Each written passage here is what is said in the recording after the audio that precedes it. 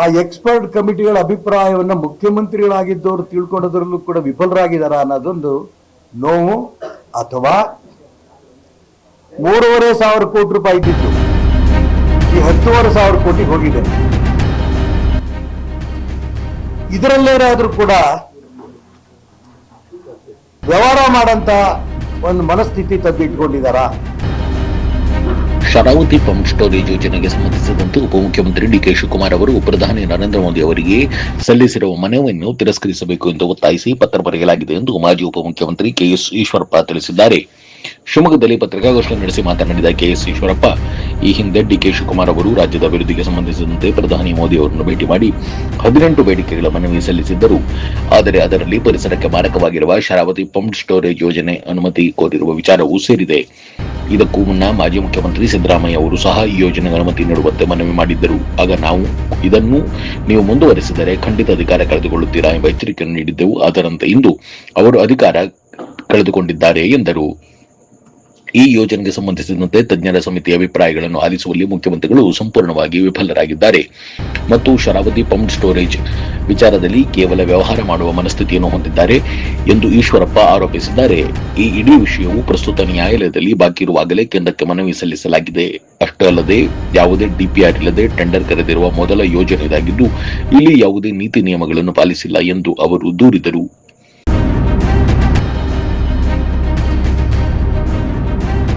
ಒಂದು ಸಣ್ಣ ಬ್ರೇಕ್ ನಂತರ ಮಾಜಿ ಡಿಸಿಎಂ ಕೆಎಸ್ ಈಶ್ವರಪ್ಪ ಏನ್ ಹೇಳಿದ್ರು ಕೇಳೋಣ ಬನ್ನಿ.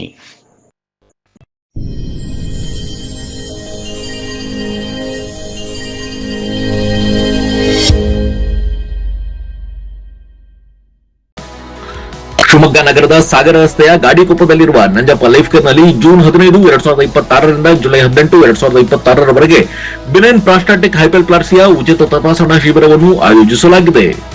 ಸೋಮವಾರದಿಂದ ಶನಿವಾರದವರೆಗೆ ಪ್ರತಿದಿನ ಬೆಳಗ್ಗೆ 10:30 ಸಂಜೆ 3:30 ಈ ಶಿಬಿರ ನಡೆಯಲಿದೆ. 60 ವರ್ಷ ಮೇಲ್ಪಟ್ಟ ಹಿರಿಯರಲ್ಲಿ ಹೆಚ್ಚಾಗಿ ಕಂಡುಬರುವ ಪ್ರಾಸ್ಟೇಟ್ ಗ್ರಂಥಿ ಹಿಗ್ಗುವಿಕೆ ಸಮಸ್ಯೆಗೆ ಪ್ರಖ್ಯಾತ interventional radiologist doctor Nishita SH ಅವರು ಈ ಶಿಬಿರದಲ್ಲಿ ಉಚಿತ ಸಮಾಲೋಚನೆಯನ್ನು ನಡೆಸಲಿದ್ದಾರೆ. ಪದೇ ಪದೇ ಮೂತ್ರ ವಿಸರ್ಜನೆ, ಮೂತ್ರದ ವೇಳೆ ಉರಿ, ಮೂತ್ರದಲ್ಲಿ ರಕ್ತ ಹಾಗೂ ಕೆಳ ಹೊಟ್ಟೆ ನೋವಿನಂತಹ ಲಕ್ಷಣಗಳಿರುವವರು ಈ ಶಿಬಿರದ ಸದುಪಯೋಗವನ್ನು ಪಡೆದುಕೊಳ್ಳಬಹುದು. ಹೆಚ್ಚಿನ ಮಾಹಿತಿ ಹಾಗೂ ಅಪಾಯಿಂಟ್ಮೆಂಟ್ಗಾಗಿ ಸಂಪರ್ಕಿಸಿ Nanjappa life care, Gadikoppa, Shivamogga. Mobile ಸಂಖ್ಯೆ 8050616525.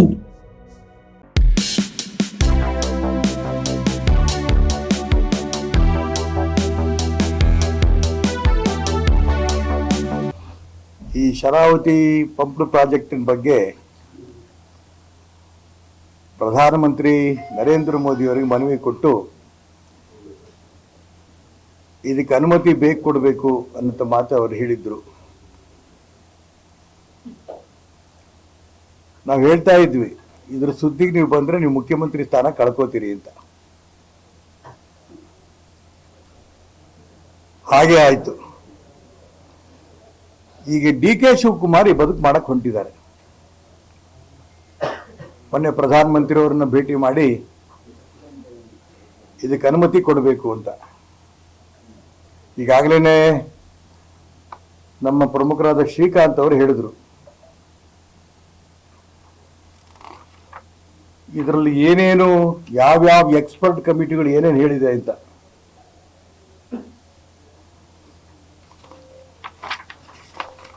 ಹಾಗಾಗಿ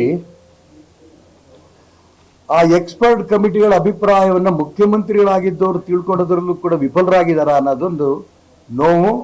ಅಥವಾ 3,500 ಕೋಟಿ ರೂಪಾಯಿ ಇದ್ದಿದ್ದು ಈ 10,500 ಕೋಟಿ ಹೋಗಿದೆ. ಇದರಲ್ಲೇನಾದ್ರೂ ಕೂಡ ವ್ಯವಹಾರ ಮಾಡಂತ ಒಂದು ಮನಸ್ಥಿತಿ ತಂದಿಟ್ಕೊಂಡಿದ್ದಾರಾ?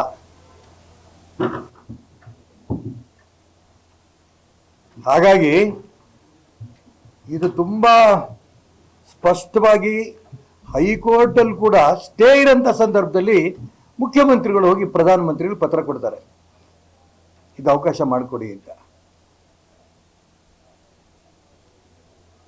ಈಗಾಗಲೇ ಈ ಸೆಂಟ್ರಲ್ ಎಂಪವರ್ಡ್ ಕಮಿಟಿ ಅವರು ಬಂದಾಗ ನಾವು ಅನೇಕ ಅಂಶಗಳು ಅವ್ರ ಗಮನಕ್ಕೆ ತಂದ್ವಿ. DPR ಇಲ್ಲದೇನೆ ಟೆಂಡರ್ ಕರೆದಂಥ ಪರಿಸ್ಥಿತಿ.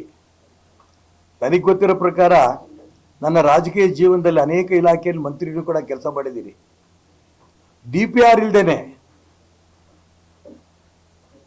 ಟೆಂಡರ್ ಕರೆದಿರಂತ ಮೊದಲನೇ ಪ್ರಾಜೆಕ್ಟ್ ಇದು. ಇವ್ರ ಕಾನೂನು ಗೀನೂನು ಯಾವ ಲೆಕ್ಕಕ್ಕೂ ಇಲ್ಲ, ಯಾವ ನೀತಿ ಇಲ್ಲ, ನಿಯಮ ಇಲ್ಲ. ಅದೇ ರೀತಿ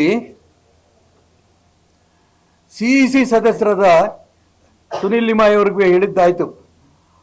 ಅದೇ ರೀತಿ ಕೌಲ್ ಅವರು ತುಂಬಾ ಸ್ಪಷ್ಟವಾಗಿ ರಿಪೋರ್ಟ್ ಕೊಟ್ಟಿದ್ದಾರೆ, ಇದು ಯಾವುದೇ ಕಾರಣಕ್ಕೂ ಮಾಡಕೂಡದು ಅಂತ.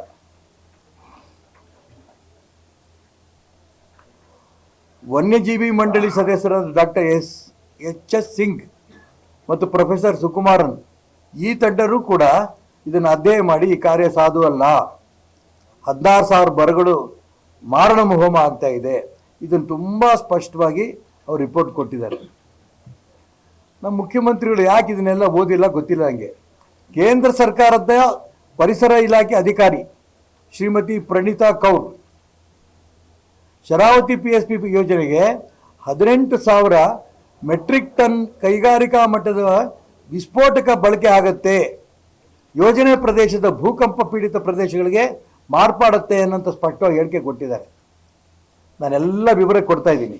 ಹಾಗಾಗಿ ಮುಖ್ಯಮಂತ್ರಿಗಳು ಏನು ಮನವಿ ಕೊಟ್ಟಿದ್ದಾರೆ ಅದನ್ನು ತಿರಸ್ಕಾರ ಮಾಡಬೇಕು ಅಂತೇಳಿ ನಾವು ರಾಷ್ಟ್ರಭಕ್ತ ಬಳಗ ಮತ್ತು ಪರಿಸರಕ್ಕಾಗಿ ನಾವು ಎರಡೂ ಸಂಸ್ಥೆ ಸೇರಿ ಪ್ರಧಾನಮಂತ್ರಿ ನರೇಂದ್ರ ಮೋದಿ ಅವರಿಗೆ ನಾವೊಂದು ಪತ್ರವನ್ನು ಬರೆದಿದ್ದೀವಿ. ಅದನ್ನು ಇವತ್ತು ನಿಮಗೆ ಕೊಡ್ತಾ ಇದ್ದೀವಿ. ಮತ್ತು ಅವರಿಗೆ ನಾವು ಕೇಂದ್ರ ಸರ್ಕಾರಕ್ಕೂ ಕೂಡ ಪ್ರಧಾನಮಂತ್ರಿ ನರೇಂದ್ರ ಮೋದಿಯವರು ಕೂಡ ಈ ಪತ್ರವನ್ನು ನಾವು ಕಳಿಸ್ತಾ ಇದ್ದೀವಿ. ಯಾವ ಕಾರಣಕ್ಕೂ ಕೂಡ ಪ್ರಧಾನಮಂತ್ರಿಯವರು ಈ ಯೋಜನೆಗೆ ಅವಕಾಶ ಕೊಡಬಾರ್ದು. ಸಿದ್ದರಾಮಯ್ಯನವ್ರು ಮಾಡಿದಂಥ ದಡ್ಡತನ, ಈಗಿನ ಮುಖ್ಯಮಂತ್ರಿ DK ಶಿವಕುಮಾರ್ ಮಾಡ್ತಾರಂಥ ಬುದ್ಧಿವಂತಿಗೆ, ಎರಡಕ್ಕೂ ಕೂಡ ಪ್ರೈಮ್ ಮಿನಿಸ್ಟರ್ ಇದು ಒಪ್ಪಿಗೆ ಕೊಡಲ್ಲ ಅನ್ನೋಂಥ ವಿಶ್ವಾಸ ನಮಗಿದೆ. ನಿಮಗೆ ಪವರ್ ಬೇಕಾ, ಆಲ್ಟರ್ನೇಟಿವ್ ಪವರ್ ಹೇಗೆ ತರಬೇಕು ಅನ್ನೋದನ್ನ ಈಗಾಗಲೇ ನಾವು ಹೇಳಿದ್ದೇವೆ. ಹಾಗಾಗಿ ಪರಿಸರವನ್ನ ನಾಶ ಮಾಡಿ, ಪ್ರಾಣಿ ಪಕ್ಷಿಗಳನ್ನ ನಾಶ ಮಾಡಿ, ಮರಗಳನ್ನು ನಾಶ ಮಾಡಿ, ಇದು ಯಾವ ಸೀಮೆ ಯೋಜನೆ ಇದು ಮಾಡಕ್ಕೆ ಹೊರಟಿದ್ದಾರೋ ನಮಗಂತೂ ಅರ್ಥ ಆಗಲ್ಲ. ಹಾಗಾಗಿ ಪ್ರೈಮ್ ಮಿನಿಸ್ಟರ್ ನಾವು ಪತ್ರ ಬರಿತಾ ಇದ್ದೀವಿ. ಪ್ರೈಮ್ ಮಿನಿಸ್ಟ್ರು ಇದನ್ನು ತಿರಸ್ಕಾರ ಮಾಡ್ತಾರೆ ಅಂತ ವಿಶ್ವಾಸ ಕೂಡ ನನಗಿದೆ. ಈ ದಿಕ್ಕಿನಲ್ಲಿ ಅವರಿಗೆ ಇವಾಗ ಏನು ನಾವು ಪತ್ರ ಪ್ರೈಮ್ ಮಿನಿಸ್ಟರ್ ಬರೆದಿದ್ದೀವಿ, ಆ ಕಾಪಿ ನಿಮಗೆಲ್ಲ ಕೊಟ್ಟಿದ್ದೀವಿ. ಏನೇನು ಬಂದಿಲ್ಲ,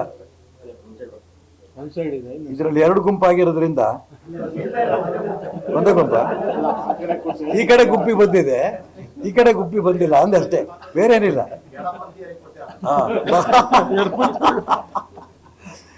ಹಾಗಾಗಿ ಪ್ರಧಾನಮಂತ್ರಿಗಳ ಗಮನ ತರಬೇಕು ಅನ್ನೋ ಉದ್ದೇಶದಿಂದನೇ ನಾವು ಈ ಪತ್ರ ಬರಿತಾ ಇದ್ದೀವಿ. ಸಾಕಷ್ಟು ಹೋರಾಟ ಈಗಾಗಲೇ ಮಾಡ್ಕೊಂಡು ಬಂದಿದ್ದೀವಿ. ನಾವು ಹೋರಾಟ ಮಾಡಿದ್ದ ಎಲ್ಲ ಅಂಶಕ್ಕೂ ಕೂಡ ಕೇಂದ್ರದಿಂದ ಬಂದಂಥ ಎಲ್ಲ ಸಮಿತಿಯೂ ಕೂಡ ನಮ್ಮ ಹೋರಾಟ ಸರಿ ಇದೆ ಅನ್ನೋಂಥ ಮಾತುಗಳು ಕೂಡ ಅವ್ರು ಹೇಳ್ತಾ ಇದ್ದಾರೆ.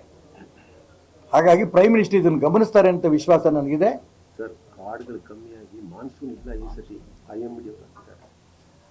ಈಗಾಗಲೇ ನಿಮಗೆ ಗೊತ್ತಿದೆ, ಮಾನ್ಸೂನಲ್ಲಿ ಮಳೆ ಇಲ್ಲ, ಬರಗಾಲ ಬರ್ತಾ ಇದೆ. ಅಷ್ಟು ಕಾಡುಗಳನ್ನು ಕಡಿದು ಹಾಕ್ತಾ ಇರೋಂಥ ಸಂದರ್ಭದಲ್ಲಿ ಮತ್ತೆ ಇವತ್ತು 18,000ಕ್ಕೂ ಹೆಚ್ಚಿಗೆ ಮರವನ್ನು ಕಡಿಯುವಂಥ ಒಂದು ಯೋಜನೆ, ಇದನ್ನು ಪ್ರೈಮ್ ಮಿನಿಸ್ಟರ್ ಗಮನಕ್ಕೆ ಅವರು ತಂದಿಲ್ಲ. ಹಾಗಾಗಿ ಮಾಮೂಲಿಯಂತೆ ಒಂದು ಪ್ರೈಮ್ ಮಿನಿಸ್ಟರ್ ಭೇಟಿ ಮಾಡಬೇಕು, ಒಬ್ಬ ಮುಖ್ಯಮಂತ್ರಿ ಭೇಟಿ ಆಗ್ತಿದ್ದಂಗೆ ತನ್ನ ಒಂದು ಮುಖ್ಯಮಂತ್ರಿ ಸ್ಥಾನದ ವಿಶೇಷತೆ ತೋರಿಸ್ಬೇಕು, ಫೋಟೋ ಟಿವಿಲಿ ಬರಬೇಕು ಅನ್ನೋ ಉದ್ದೇಶದಿಂದ ಹೋಗಿ ಭೇಟಿ ಮಾಡ್ಕೊಂಡು ಬಂದಿದ್ದಾರೆ. ಹಾಗಾಗಿ ಆ ಮುಖ್ಯಮಂತ್ರಿಗಳನ್ನ ಉಳಿದಂಥ ಅಂಶಗಳ ಬಗ್ಗೆ ನಾನು ಪ್ರಸ್ತಾಪ ಮಾಡೋಕ್ಕೆ ಇಷ್ಟಪಡೋದಿಲ್ಲ. ಆದರೆ ಶರಾವತಿ ಪಂಪ್ ಪ್ರಾಜೆಕ್ಟ್ ಯೋಜನೆಯನ್ನು ಯಾವ ಕಾರಣಕ್ಕೂ ಕೂಡ ಜಾರಿ ತರಕ್ಕೆ ಅವಕಾಶ ಕೊಡಬಾರ್ದು ಅನ್ನೋ ಪತ್ರವನ್ನು ಪ್ರಧಾನಮಂತ್ರಿ ನರೇಂದ್ರ ಮೋದಿ ಅವರಿಗೆ ನಾವು ಬರೆದು ಕಳಿಸ್ತಾ ಇದ್ದೀವಿ.